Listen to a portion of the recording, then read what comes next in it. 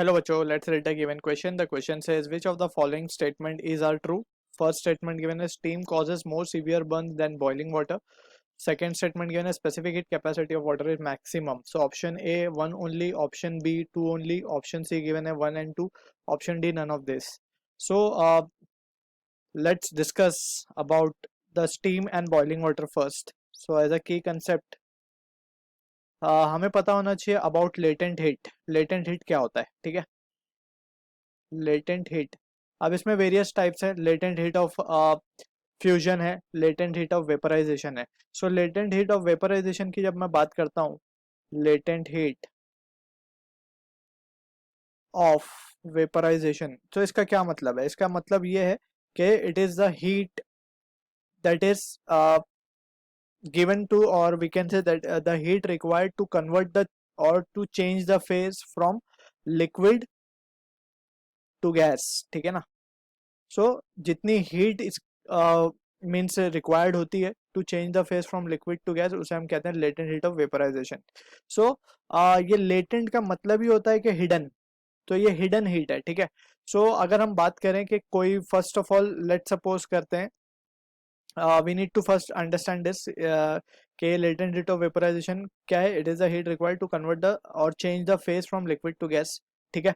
So इसी को discuss करते हुए we can understand. Let's say हम वाटर की बात कर रहे हैं. ठीक है ना, वाटर की बात हो रही है यहाँ पे. सो वाटर का बॉइलिंग पॉइंट क्या है? वाटर का बॉइलिंग पॉइंट जो है वो है 100 डिग्री सेल्सियस. ठीक है. अब 100 डिग्री सेल्सियस पे वाटर क्या होता है? बॉईल हो जाता है. अब अगर हम बात करें स्टीम की, ठीक है, तो स्टीम क्या है? स्टीम फर्दर बॉइलिंग से भी ऊपर अगर कोई चीज जाए, मींस अगर बॉइलिंग पॉइंट से ऊपर अगर वाटर को हम हीट करेंगे, सो क्या होगा? Water will get converted into steam, है ना? Water will start converting into steam. तो अब स्टीम में कन्वर्ट हो रहा है, दैट मीन्स उसके पास जो अब एनर्जी है दैट इज 100 डिग्री सेल्सियस, तो उसके पास बॉइलिंग पे थी, प्लस उसके पास latent heat of vaporisation that is ml के फॉर्म में हम लिखते हैं, let is L is latent heat of vaporisation. So इतनी हीट और ऐड हो चुकी है. ठीक है. So steam will be having much more energy compare to the boiling water. So अगर स्टीम हमें लग जाए तो स्टीम से we can have a severe burn compare to boiling water. ठीक. So this is the reason. So हम कह सकते हैं कि स्टेटमेंट 1 हमारा करेक्ट होगा. अगर हम बात करें specific heat capacity of water, so yes it is maximum. और इसकी वैल्यू जो होती है that is specific heat capacity of water, it is given by the value 4.2 joule per gram degree Celsius. Basically ये होता क्या है? It is the amount of heat required to raise the temperature of a unit mass of substance through 1 degree Celsius. ठीक है. अब यहाँ पे 4.2 joule required होती है 1 ग्राम वाटर की टेम्परेचर 1 डिग्री बढ़ाने के लिए. ठीक है.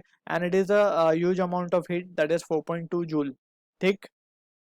ऑल्सो यहाँ पे वी कैन से वाटर को इसीलिए हमें टाइम लगता है, इसे काफ़ी हीट करने के बाद वो गर्म होता है या काफ़ी देर बाद वो ठंडा होता है. So it is a very slow process because उसमें से इतनी हीट निकालनी है अगर उसे ठंडा करना है तो, और इतनी हीट ही उसे देनी है अगर उसे गर्म करना है तो.